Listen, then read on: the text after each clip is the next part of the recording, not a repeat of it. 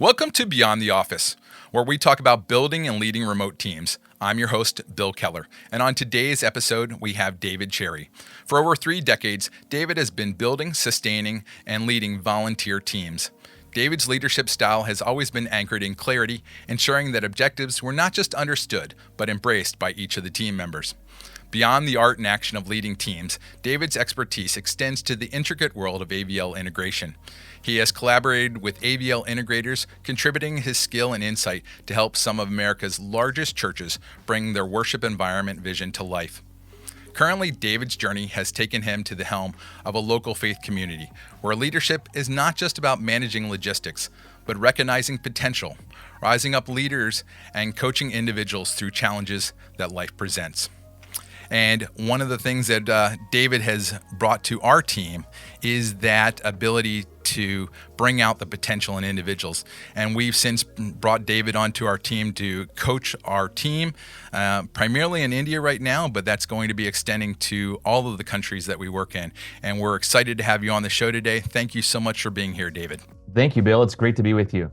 Thanks for the honor. Well, we've only been working together for a few months now, but I've been impressed with your coaching and your leadership style, and I've seen it make improvements in our team.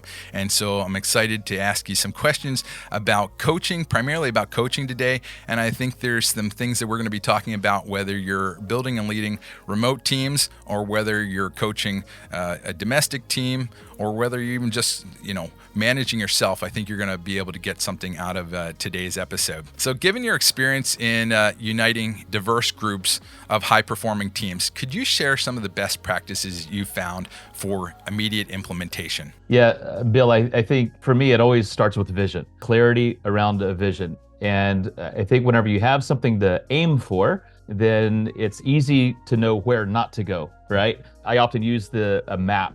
And here I live in Austin, Texas, and I say if Los Angeles is my destination, my goal, and you come to me and tell me how amazing New Orleans is, and for those of you that don't know the geography, New Orleans is not on the way to Los Angeles, it's easy for me to say no, even though New Orleans is great. It's not taking us where we want to go. So I think establishing clarity around the vision, around the goal, around the objectives is paramount. I think I just heard a quote, I think it was by Warren Buffett. The thing that separates really successful people from really successful people is that really successful people say no a lot. And so like just you're saying is with that vision, you know exactly what you're going to have to say no about, and that's awesome. So in your current coaching using the Traveler's Gift, that's one of the books that we've talked about in the past, but can you kind of discuss some of the benefits of using a book like this for training both domestic and international teams? A couple of things there. One is the process, I think, is great because there's accountability, right? And maybe accountability is to answer both of these questions, I think. So whether it's the process or just the benefits that it brings to the team, everybody doing it together. If everybody's doing it together, then everybody's aware of what the buck stops here means, right? Which is one of the principles in the Traveler's Gift, in case you were wondering. So which is why he's talking about it. So yeah, so that means I'm going to take responsibility. I'm not going to shift blame. I'm not going to be blaming others. I'm not going to be pointing my fingers at others. I am taking responsibility. And everybody knows what that means whenever you're all doing that. But then in the process, whenever we discuss the principle, well, the next time we meet together, we can ask, how have you applied this? And, tell me some ways that you've applied this. And it just stays on the mind. It's like, no, I know I'm going to be asked about this and I'm going to become more aware of when I'm tempted to shift blame, when I'm tempted to blame others. I'm going to be more aware of that. And so once I'm aware of it, I can do something with it, right? Another one of the principles is being a person of action. I mean, I can actually do something with it. I'm a fan of the process that we're doing here with the Traveler's Gift, and everybody's doing it together. One of the things and the reasons that I picked this particular book, and it's certainly not the only book, is because it's written in a novel format. It is something that's pretty easily accessible to most people, and they can get many of the concepts, and it's a much easier read. So that's one of the reasons I started. But like you kind of talked about, when you do this in community or everybody goes through this in an organization, it gives you a common language in in which to speak about performance or behaviors.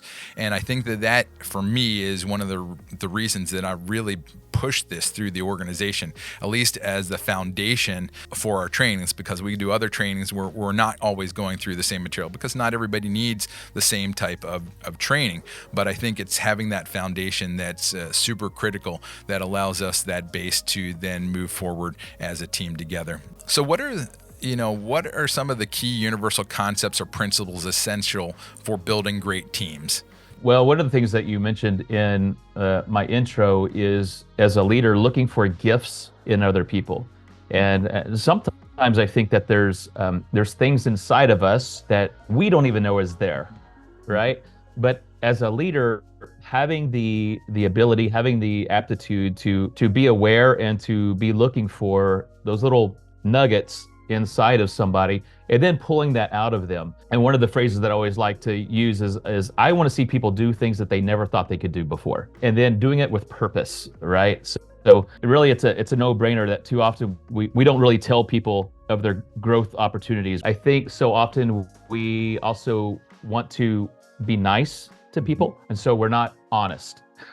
So, we like to skirt around things. I think that's one of the things that is mixed with poor leadership is when I can't really confront people and deal with things because we want to be nice. Well, we want to be sure they're always performing. And I think clear is kind. So often we beat around the bush. It's like, why don't we just come out and tell somebody, hey, here's the mark that I want you to be at, and you're here. So what do we need to do to get you here? And being clear around expectations, I think is critical. That kind of goes back to the clarity around vision, but being clear around the expectations, having milestones along the way, having an environment of encouragement and creativity, allowing a safe space for people to express their ideas. And I think too often we have organizations where people are afraid to speak up. Like, if I share my idea, then I'm going to be ridiculed. People will make fun of me, or, it'll be stupid. I like having creative meetings where it's like you can come up with the craziest idea in the world and you can just think it's the stupidest thing. I had walls that we write on.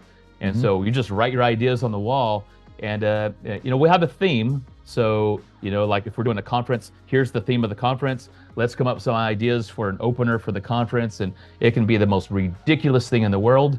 That's great. Put it on the wall.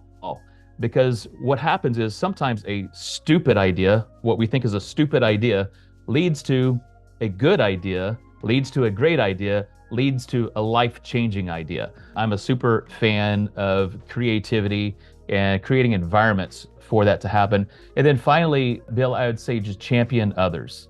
I want to be in an environment where others are championed. It's like when there's successes, man, let's celebrate it.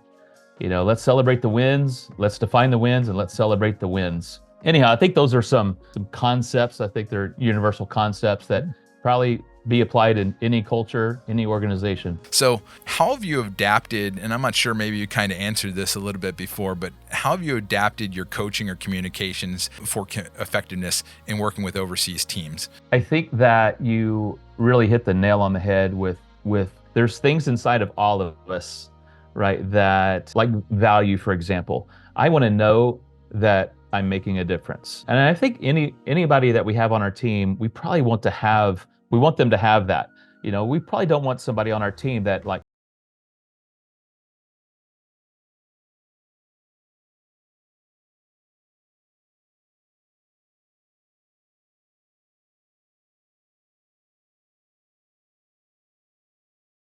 for the people that we're coaching, then I think that's received. And you can make mistakes about culture, and they even might have the wherewithal to respond to that.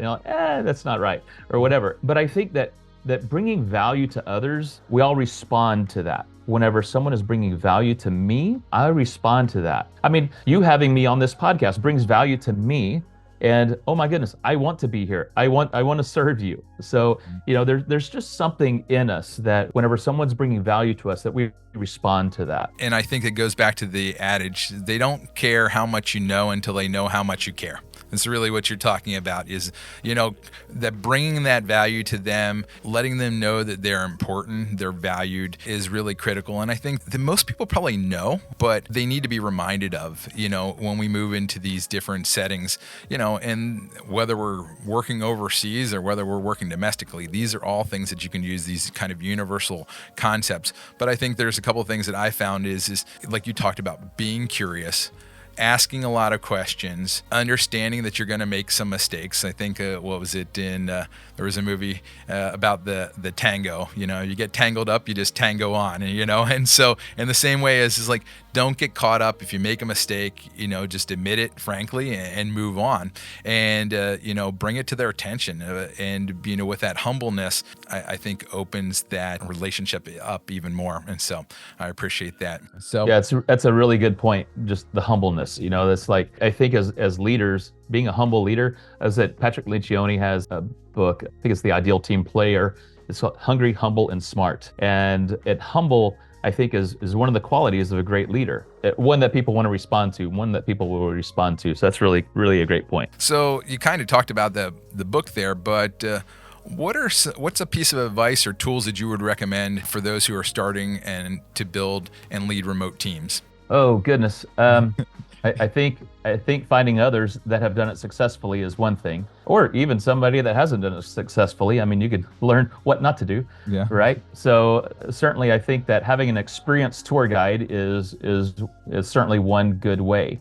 I've been a part of several remote teams. I was working remotely back in 2015. That was before it was cool. And learned a lot of things what not to do. But whenever you have teams that are working remotely, I think one of the biggest challenges is making it feel like it's a collaborative effort, that it's integrated, that you are part of the team, particularly if you have an office where you have people gathering and then you have others that don't come into the office. How do you make them feel like they are part of the team? And I think you guys are probably really great at this, where you're in constant communication. And so even having weekly, if not daily check-ins, so that everybody knows what everybody's doing, not to get too granular in that. But then I think that, like, I was working with one team, they were all in one office, and I was the only remote one outside of that office. And I was like, 1,000 miles away. So it wasn't like I could easily get there. But whenever they have a pizza party, we're having pizza over, we're on Zoom and we're having a meeting and they're having a pizza party, they deliver a pizza to me. I mean, how awesome is that? That's awesome. And otherwise, I'm feeling like I'm totally left out of this.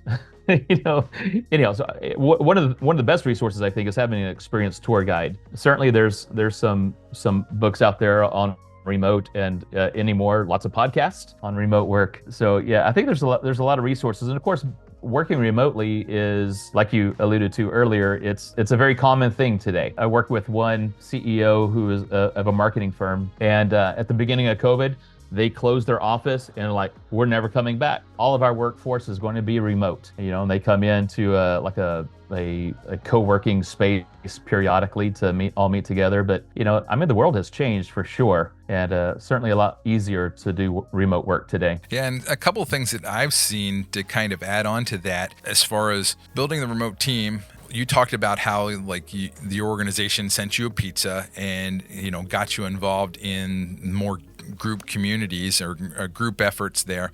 But I think it's also important to train the individual when they come into the organization to make sure that they're joining in as well. Not just, us including them, but giving them the permission and also kind of the mandate. You need to become part of this organization. It's your responsibility, pushing it a little bit back on them. Not that you're not going to do your part as well as an organization, but I think getting to the people and saying, I just had somebody come on board yesterday and I was encouraging her, hey, get involved in the WhatsApp group, right? Send people messages. In the early days, talk to your manager. See who you should be talking with. See who you should be setting up meetings with. Even though you might not have a lot of interaction with them on a daily basis moving forward, but it's a great way to get initiated into the office and into the culture.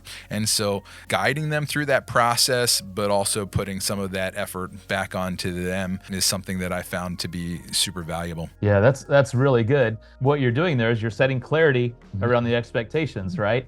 And you're not to be a spectator here. You're to be a contributor. Yeah, that's very good. Yeah, even in as I think it was Vince Lombardi, even 50-yard line tickets in the game of life don't interest me. I've come to play. So to kind of wrap us up here, what are one or two pieces of advice for someone that you would give somebody who's considering venturing into building global remote teams? I would say listen to this podcast. And because I think we've already covered an awful lot of that. I think being very intentional and creating an environment, and like you just said, is where everybody's a contributor. It's so easy to be on a Zoom call and just be a listener, just be a spectator. And let's face it, it can get a little clunky sometimes. Speaking over one another and seeing those funny videos, but be intentional about it. And I think have the vision for it, make it clear, and even establish, here's where we want to be here, here's where we want to be at this time. Have milestones with time when we want to do it. Be collaborating with others that are doing it successfully. I think that's I'm a huge fan. I love relationships, so that's where I learn probably the most is through conversation. And I do read a lot, but I probably learn the most through having good conversations. And of course, these days you can have great conversations with somebody on the other side of the world, right? Yeah. I think the intentionality is an awesome thing, and I love that word. And I think too many people think it's just going to happen. And, they need to be intentional about the process. They need to be intentional about their communications. I think people that we've seen that separate and say they're starting and building remote teams, and the people that do it good and the people that do it great is the second portion of what you talked about, is they're incorporating them into their environment and into their culture and into their meetings. And I've seen some people do an awesome job with that. And it's made such a difference because, again, it makes them feel valued. It's, oftentimes I think in this world they think of global remote staffing and think, oh, this is cheap labor, overseas labor. And that's not really what it's about. It's about bringing in new vision, bringing in new talents.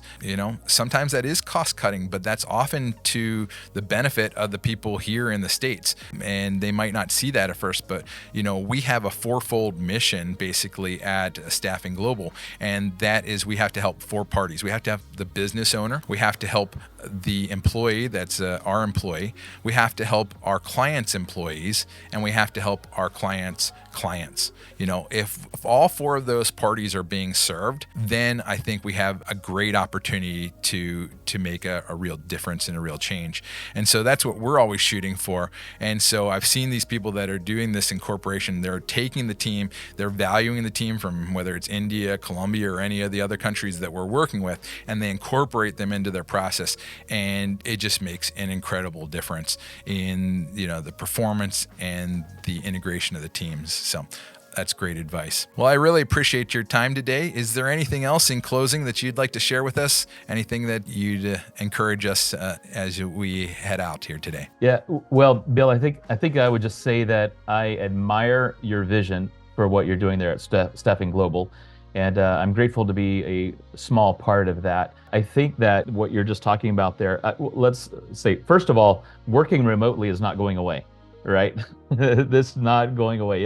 It's here to stay. And so getting this figured out and doing it right is imperative if you're going to be successful at it. But I think you're taking it not just a step, but a leap forward in the global staffing, in the global remote, and introducing new creativity. And I love that. I love to introduce fresh eyes, fresh voice into something that they're not locked into the way that we've always done things, right? And my team knows that that's one of the phrases that I don't ever want to hear. We don't do it that way because we've never done it that way, or we don't do it that way because this is the way we've always done it. It's like, I don't ever want to hear that. I always want to hear something that's fresh, something that's new. And I think whenever you're working with a global staff, that probably comes a lot easier. Yeah, it's you definitely get a different perspective. It broadens your the ideas that you get, and I think it just helps you to make different connections in ways that just working domestically, it's a little bit hard to do. So, well, I appreciate your time today. Thank you for joining us, and thank you for joining us here on Beyond the Office. And we look forward to seeing you next time. So, if you'd like to learn more about remote staffing, feel free to message us for our free guide, The 7 Deadly Sins of Remote Staffing, and how to make sure that you don't commit them and you're successful in your remote hiring journey.